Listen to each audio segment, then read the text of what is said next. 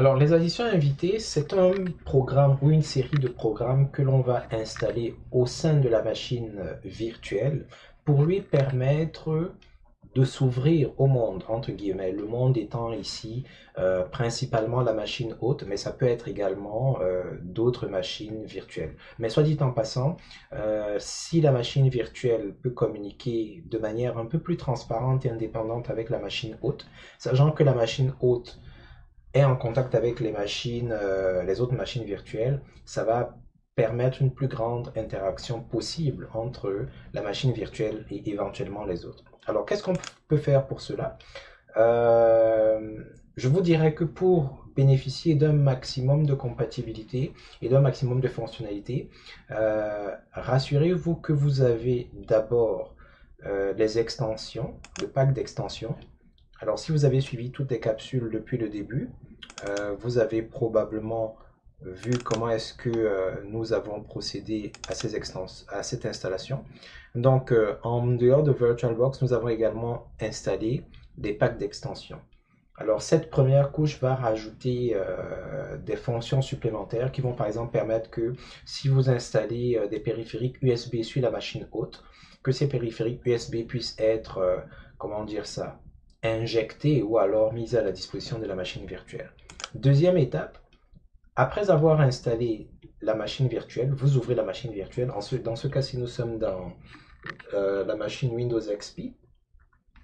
Et puis dans la fenêtre de la machine virtuelle, vous allez au niveau du menu périphérique et puis vous sélectionnez l'option Insérer l'image CD des additions invitées. Ce qui va se passer, c'est que quand on va cliquer dessus, un peu comme pas par magie, mais par technologie, le système va créer au sein de la machine virtuelle un lecteur CD. Et à l'intérieur de ce lecteur CD, tout va se passer comme si on a mis un disque, un CD qui contient les fameuses additions invitées qu'on appelle les guest additions.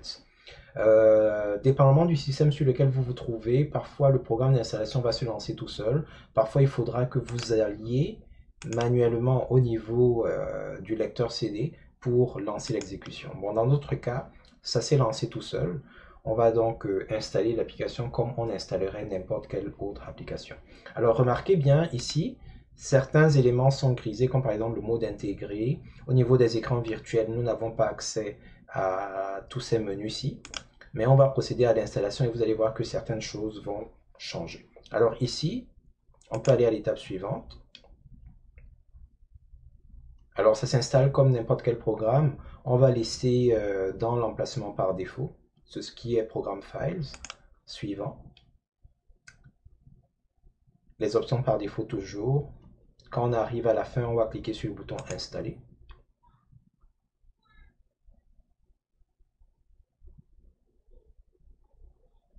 On exécute le programme et on attend qu'il arrive à la fin.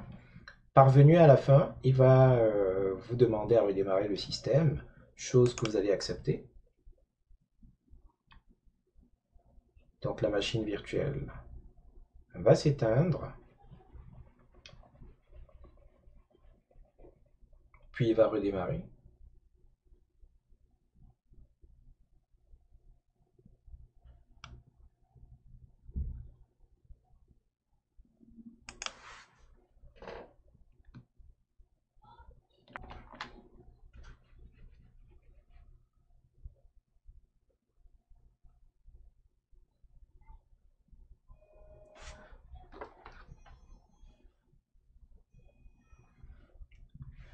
Voilà donc que notre système a redémarré.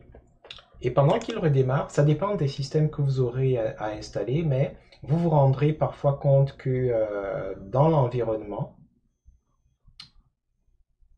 des icônes particulières apparaîtront pour démontrer que les additions invitées sont bel et bien installées. Alors ici, elles ne sont pas encore apparues. Mais par contre, si vous venez ici, voilà, c'est l'icône que je cherchais. Donc, par exemple, sur les systèmes de type Windows, vous aurez ici dans la barre de notification une icône de VirtualBox qui va indiquer que les Guest Editions, les additions invitées, sont installées. Et la version que vous allez avoir là sera en général, comment dire ça, cohérente avec la version de VirtualBox. Donc ici, on a les Virtual Guest Additions 6.1.6R, etc. Et si on regarde ici la version de VirtualBox que nous avons, c'est bien la 6.1.6R, etc., etc. Très bien. Donc, si on regarde ici au niveau du menu écran, on peut constater que le mode intégré est disponible. Si on regarde ici au niveau des écrans virtuels, on peut également constater que plusieurs autres résolutions sont disponibles. Et beaucoup d'autres choses ont été débloquées. On aura l'occasion de revenir là-dessus quand on va parler de la gestion des machines virtuelles.